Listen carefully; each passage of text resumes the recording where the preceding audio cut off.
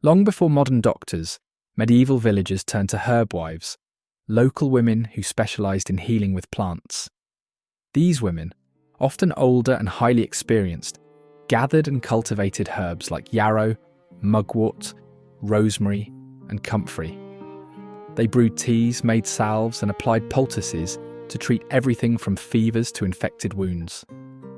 Their knowledge was passed down orally, generation to generation, rooted in both folk tradition and practical observation. Some even acted as midwives, guiding childbirth with herbal remedies and whispered prayers. But their role came with risk. In periods of social unrest or religious paranoia, herb wives were among the first accused of witchcraft. Despite this, they were essential figures in rural communities, quiet guardians of health, in a time when hospitals didn't exist for common folk. Think your job stinks? Try being a gong farmer. These workers were hired to empty cesspits and privies, often at night, crawling into toxic spaces, armed only with a shovel and a lantern. Despite the filth, the danger from disease and gas buildup made it one of the best paid jobs among labourers. During the Black Death, plague buriers became a grim necessity. These men were hired to collect and bury the dead, sometimes in mass graves. But the job was short-lived. Many plague buriers fell ill themselves and ended up in the very pits they helped dig. Lime was essential for mortar, plaster and agriculture, and lime burners were the ones who made it. Their job involved superheating limestone in massive kilns, a dangerous process that could lead to burns, lung damage or explosions. Still, their product was in high demand. Before pest control was a profession, medieval towns had rat catchers. These individuals used trained ferrets, dogs or even cats to chase down rats. Crucial in a time when plague and disease spread quickly. Some even carried rats as proof of their success and let customers inspect their catch. With no newspapers, town criers served as living media. They shouted out royal decrees, local news, and lost property notices. Paid by the word, town criers had strong lungs and sharp memories. They were also protected by law. Attacking one was a serious offence. Not to be confused with bowyers, fletchers crafted the arrows used by hunters and soldiers alike. A good fletcher's work could mean life or death on the battlefield. Their skills were highly specialised, and they often passed their trade down through generations. Tanners worked with animal hides in disgusting conditions, using vats of dog urine and animal brains to break down the material. The smell was unbearable, and tanneries were usually located on the edges of towns. Still, leather was in constant demand, making this a necessary, if reviled, occupation. Grain was the backbone of medieval diets, and millers controlled its processing. Their apprentices could spend 7 to 10 years learning the trade, eventually inheriting the position or starting their own mill. With control over flour came power, and sometimes suspicion. Millers were often accused of skimming off the top. Toothaches didn't wait for modern medicine. Tooth drawers were travelling showmen who set up in town squares, offering to yank rotten teeth for a few coins. They used pliers, brute force, and little hygiene. It was painful and dangerous, but people were desperate for relief. Long before agricultural science became formalised, medieval peasants understood the need to rest their soil. They practiced a rudimentary form of crop rotation, planting different crops in different fields each year to avoid exhausting nutrients. Typically, this 3-field system involved rotating between a grain crop, a legume, like peas or beans, and a fallow field left to recover. This simple method increased yields and helped prevent famine, proving that peasant wisdom often matched, or even exceeded, the era's official science. When food was scarce or just bland, peasants turned to nature for flavour and nutrition. Wild herbs like nettles, sorrel, dandelion greens and purslane were gathered regularly. These plants added vital vitamins and minerals to diets dominated by bread and gruel. Nettles, though stinging when fresh, became a vitamin-rich soup ingredient once cooked. Peasants passed down foraging knowledge orally, teaching which plants healed, which seasoned, and which were poisonous. Without refrigeration, medieval people relied on smoking to preserve their meat and fish. Small smokehouses, often shared between families, would use low, smouldering fires and herbs like rosemary or juniper to flavour and dry the meat. This process could take days, but it kept food edible for weeks or months. Smoked herring, bacon, and salted eels were staple proteins during long winters. Peasants often used Y-shaped dowsing rods to locate underground water. While modern science doesn't support its effectiveness, at the time, this was a trusted method. Many believed the rods reacted to water's energy, guiding the dowser's hands to hidden springs or wells. Whether magic or luck, it helped communities dig wells in the right places more often than not. Medieval resourcefulness meant reusing everything. Hollowed-out gourds became natural water bottles, while pig bladders were cleaned, inflated, and tied off to carry liquids. Though it may sound unappealing today, these vessels were lightweight, waterproof, and, best of all, free. Travellers and shepherds often relied on such makeshift containers during long days away from home. Stinging nettles used as fabric fibre.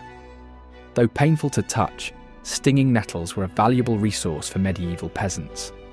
Once harvested and soaked, the tough stems could be broken down into fibres and spun into thread.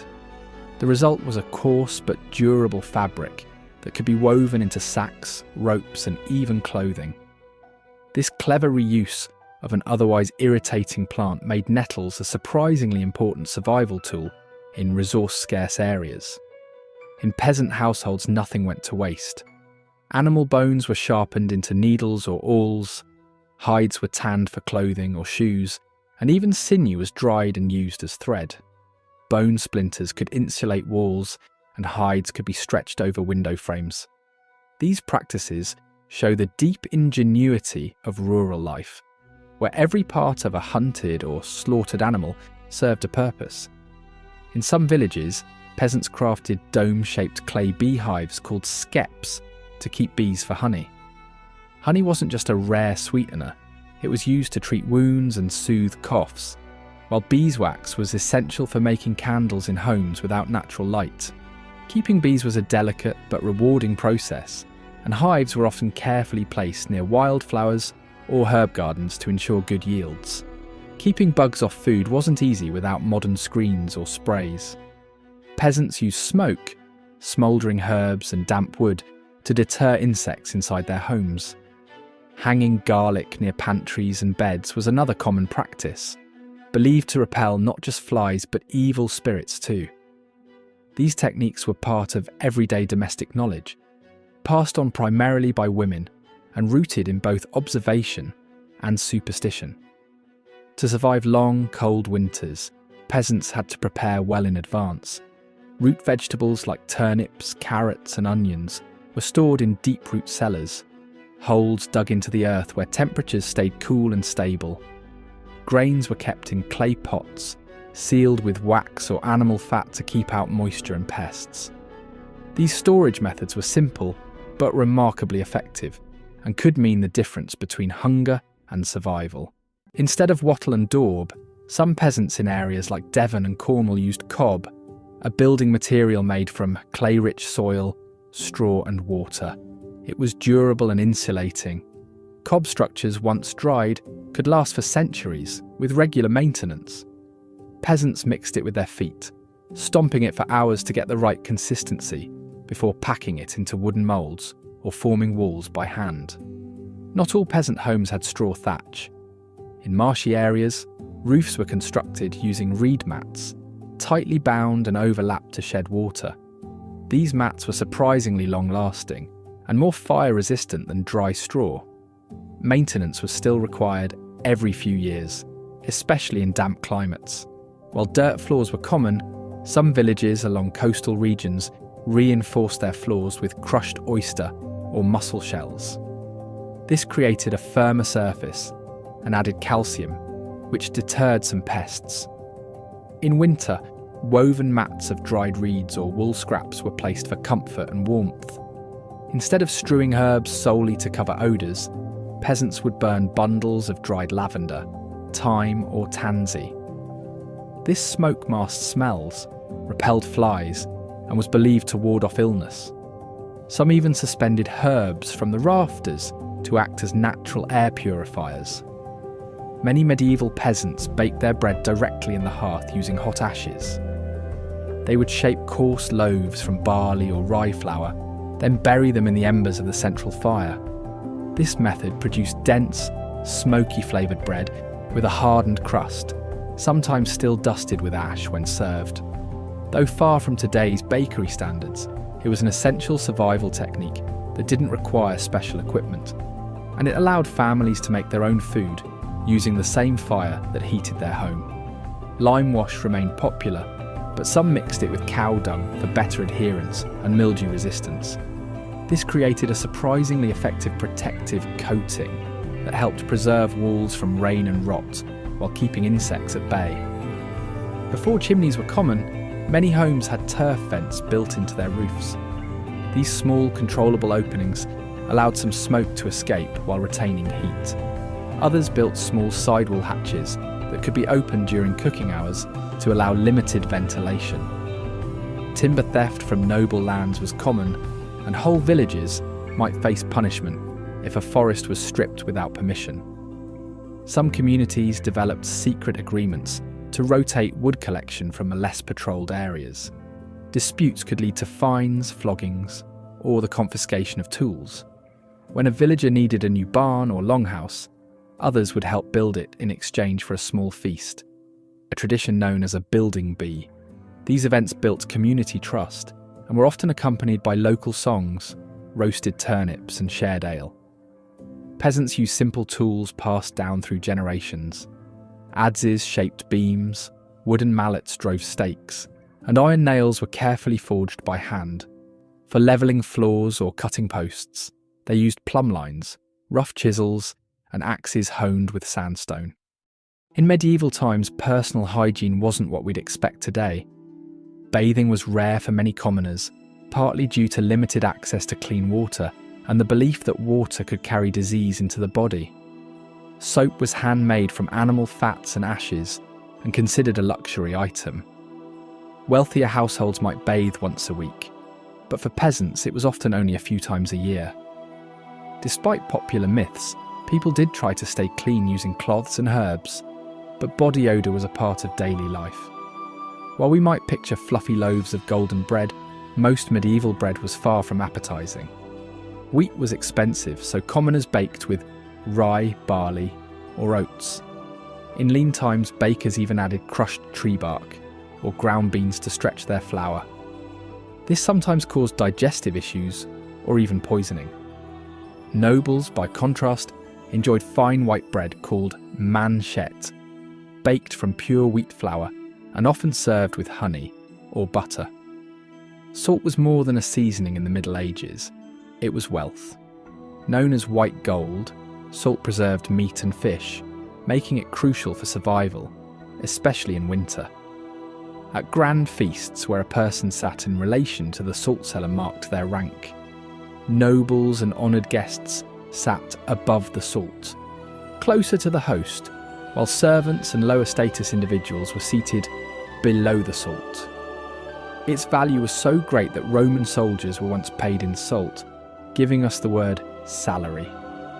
Medieval evenings were dark, literally. Most homes didn't have windows, and when the sun went down, people relied on candles or oil lamps for light. But candles weren't the scented luxury we know today. They were often made from tallow, a rendered animal fat, which produced thick smoke and a strong odour. Only churches and the very wealthy used beeswax candles, which burned cleaner and brighter. For many, bedtime came shortly after sundown to save on lighting. While cats and dogs were kept for companionship or pest control, medieval households, especially noble ones, sometimes had more exotic pets. Falcons were prized by the upper class, not only for hunting but also as a symbol of status. Monkeys, squirrels, and even songbirds like nightingales could be found in wealthier homes. These animals were often pampered and even featured in medieval art and literature. Meanwhile, in rural communities, animals like goats and pigs sometimes served dual roles: livestock by day, companions by necessity. The bond between people and their animals, whether practical or affectionate, played a quiet but meaningful role in medieval daily life. A single night's sleep wasn't the norm in the Middle Ages. Historical records suggest that people followed a segmented sleep pattern: first sleep and second sleep. After going to bed at dusk, people would sleep for a few hours, wake around midnight, pray, read, or even visit neighbours, and then go back to sleep until dawn. This pattern matched the natural rhythms of candlelit life and limited daylight. It also allowed people quiet time for reflection in the middle of the night. In medieval times, oral hygiene was quite different from today. People often used herbs like parsley, mint, and rosemary to freshen their breath after meals. Chewing these fragrant herbs helped mask the strong odours caused by less frequent toothbrushing and the heavy diets of the time.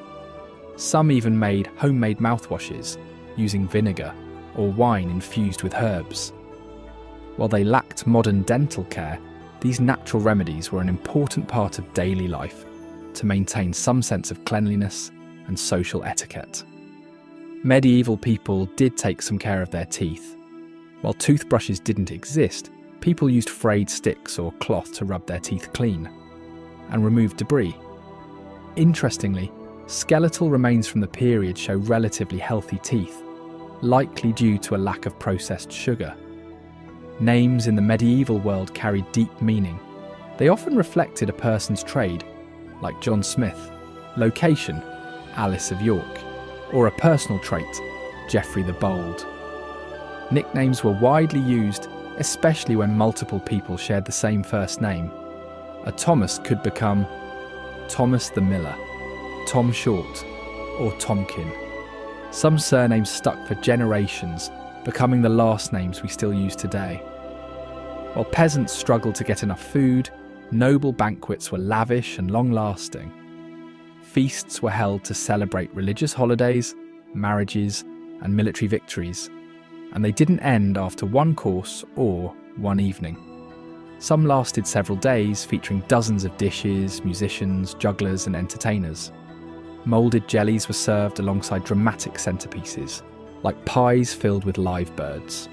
These grand spectacles reinforced the wealth and status of the host. Welcome to the chaos and charm of the Middle Ages. We will explore the myths, monsters, and mysteries from medieval times. These legends shaped real beliefs, inspired crusades, and defined times.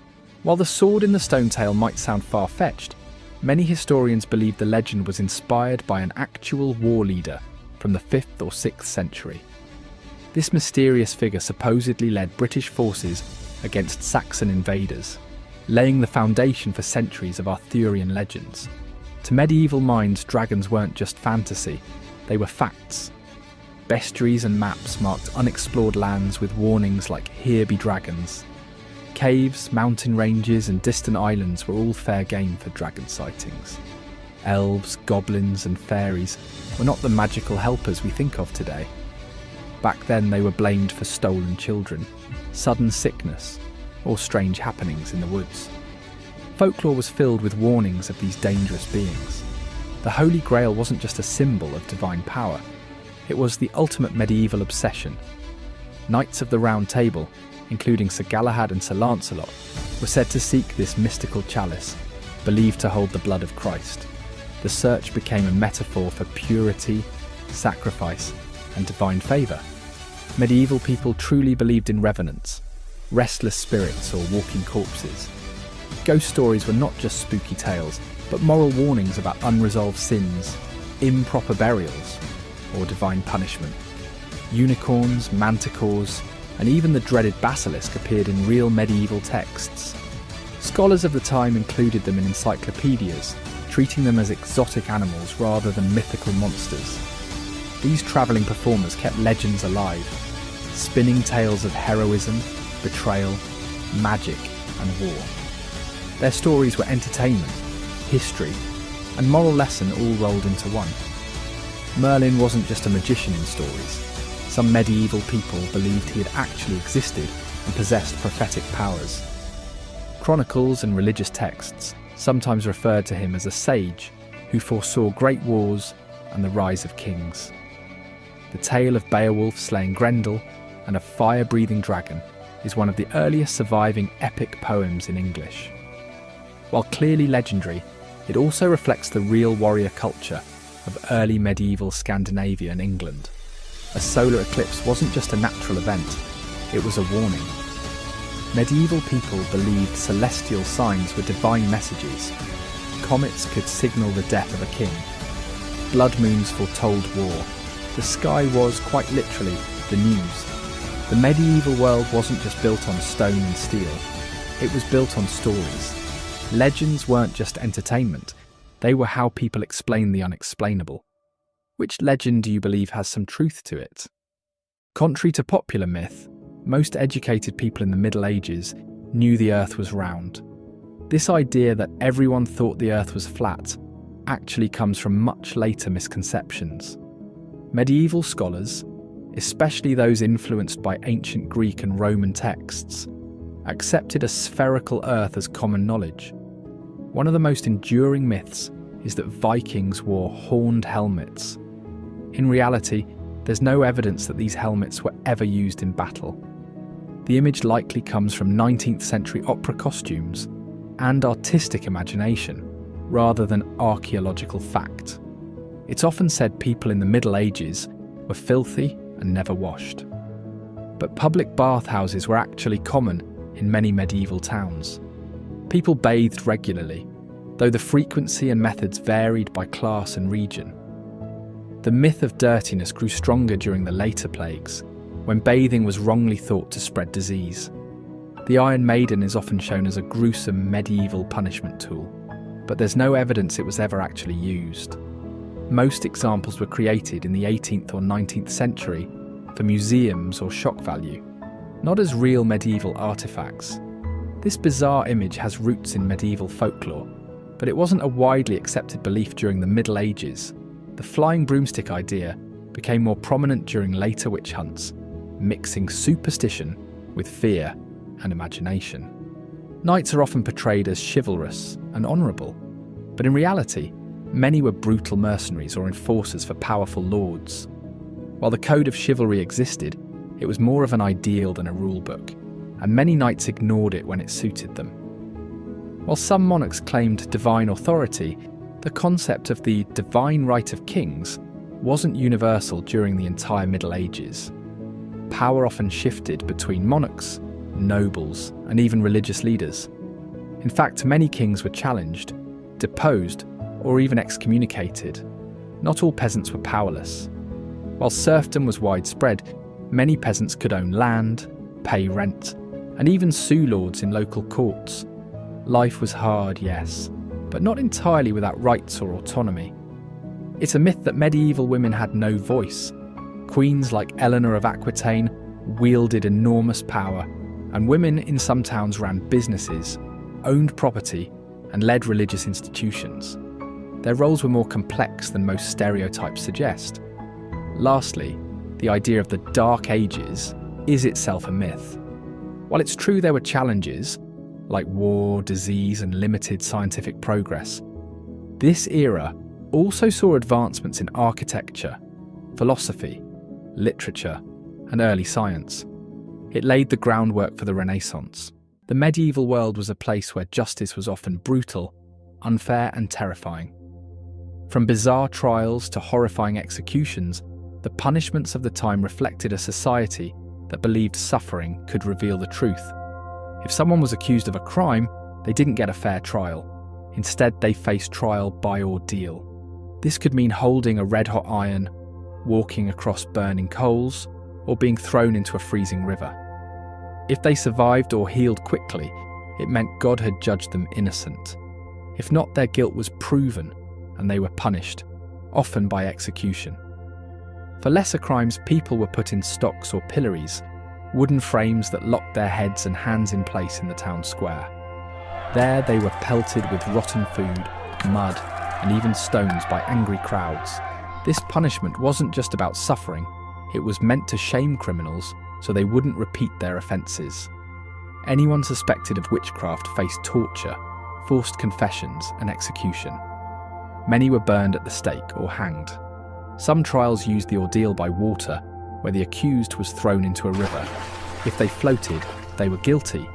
If they sank and drowned, they were innocent. Either way, survival was unlikely. Believe it or not, animals could be charged with crimes like destroying crops, attacking people, or even stealing. There are records of pigs being executed, goats being put on trial, and even insects being sentenced for damaging harvests. These trials were taken just as seriously as human cases. While peasants were punished for the smallest crimes, nobles often had private armies and could ignore the king's laws. They settled disputes with bribery, duels, or outright violence. If a noble did commit a crime, they were more likely to be banished or fined rather than executed. Poisoning was a serious fear, especially among the wealthy. To protect themselves, kings and nobles hired food testers, people who took the first bite of a meal to make sure it wasn't poisoned. If the tester survived, the food was considered safe. If not, well, it was time to find a new tester. Instead of going to court, people could fight to prove their innocence. Trial by combat was a legal way to settle accusations. Whoever won was considered right in the eyes of the law. Even minor disputes could be settled with swords, and sometimes the fight was to the death. Stealing wasn't taken lightly in the medieval world. Even petty theft, like stealing a loaf of bread, could lead to a harsh punishment, including hanging. The idea was that harsh penalties would scare people into obedience, but it often meant poor people faced death for minor crimes. Making fake coins was one of the worst crimes a person could commit. Since money was directly tied to the king's power, counterfeiting was seen as an act of treason. The punishment? Being thrown into a cauldron of boiling water or oil. Some trials were based entirely on pain and survival. In ordeal by fire, the accused had to carry a burning hot object. If their wounds healed, they were innocent. In ordeal by water, the accused was tied up and tossed into a river. If they floated, they were guilty. If they sank, they were innocent, but often drowned. Grab your sword, strap on your armour, and let's ride into battle. Think castles were just grand stone homes. Think again. Defending a castle was brutal, and one of the sneakiest defences was murder holes. These were gaps in the ceiling where defenders could dump boiling oil, molten lead, or even rocks on invaders trying to storm the gates. If you ever wanted to take a swim in a medieval moat, don't. Most castle toilets, called garderobes, were simple stone seats with holes, leading directly into the moat. Yep, the same water that protected the castle from enemies was also filled with human waste. So if you were a soldier sieging a castle, not only were you dodging arrows, but you were also standing next to a giant medieval toilet. Becoming a knight wasn't just about wearing cool armour and swinging swords. It took a lifetime of training. Boys as young as 7 years old became pages, working under knights and learning basic combat skills. By 14, they became squires, training harder, polishing armour, and assisting in real battles. If they survived all that, they were knighted around age 21. No participation trophies here. If you couldn't keep up, you were out. Ever heard the myth that knights in full armour couldn't move? That's completely false. A full suit of plate armour weighed 80 to 100 pounds, but it was so well designed that knights could run, climb, and even do somersaults in it. Some knights even wrestled and fought on foot in full armour, proving that they weren't just walking tin cans. Jousting wasn't just a sport, it was a death match on horseback. Two knights charged at full speed, aiming their lances to shatter on impact. Even though they used blunt lances, knights often died from broken necks, concussions, or even splinters piercing their eyes. In one famous case, King Henry II of France was killed in a joust when a lance splintered through his eye socket. Talk about a painful way to go. The longbow was one of the deadliest weapons of the Middle Ages. Unlike short bows, these could pierce knight armour from over 200 yards away. At the Battle of Agincourt, 1415, English longbowmen decimated the French knights, proving that you didn't need heavy armour to win battles, you just needed a really, really big bow. Castles were built for defence, but if things got too dangerous, lords had hidden tunnels to escape a siege. These tunnels, called sally ports, led to secret exits beyond the castle walls, allowing defenders to sneak out, surprise the enemy, or even escape unnoticed. So if you ever feel trapped, just remember, medieval lords had a backup plan. Not all knights served kings, some joined mysterious warrior orders. The Knights Templar, Teutonic Knights, and Hospitallers were elite warriors sworn to protect pilgrims and fight in holy wars. Many of these knights became legendary, with some believing they guarded sacred relics like the Holy Grail. Their secrets remain shrouded in mystery, with some even inspiring legends of hidden treasure. Forget soccer or basketball. If you were a noble in medieval times, your favourite sport was hunting with falcons. Falconry was a status symbol, with trained birds hunting rabbits, pheasants, and even small deer. Only the wealthiest nobles could afford rare falcons from the Middle East, making them a prized possession in medieval courts. Think of it as having a luxury sports car, except it's a bird. Dogs and horses were common nightly pets, but some took it to the next level. They kept bears as pets. Knights returning from wars sometimes brought back exotic animals. Some even trained bears for hunting, or had them fight in tournaments for entertainment. Imagine riding into battle with a trained warbear. Now that's medieval madness. Most people in medieval times never travelled more than 10 miles from their birthplace. That's like spending your entire life in your hometown without ever leaving. Roads were dangerous, and most peasants were bound to the land, working for their lords from sunrise to sunset. Think your apartment needs a deep clean? Medieval homes had dirt floors, no glass windows, and were filled with the lovely aroma of smoke, sweat, and, well, livestock. Hygiene? That was a luxury few could afford. Toilets, forget about them. Most people simply had a hole in the ground or used chamber pots, which were dumped, sometimes out the window, onto the streets. Yep, medieval streets were not a place you'd want to take a casual stroll. Forget fancy silverware. Forks weren't commonly used in medieval Europe. People ate with their hands, knives, and sometimes spoons.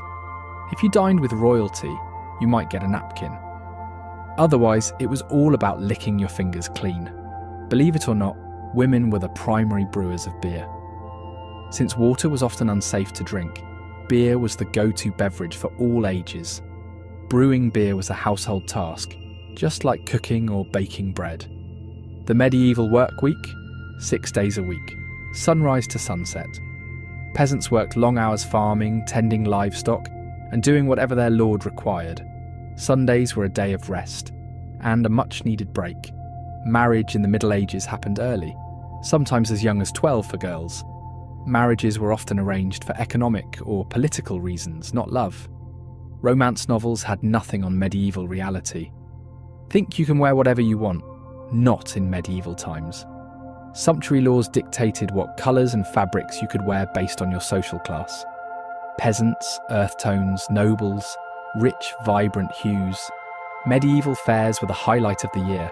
Think of them as a mix of a sports event, a music festival, and a wild party. Jousting, drinking, bear baiting, and live entertainment kept the crowds entertained.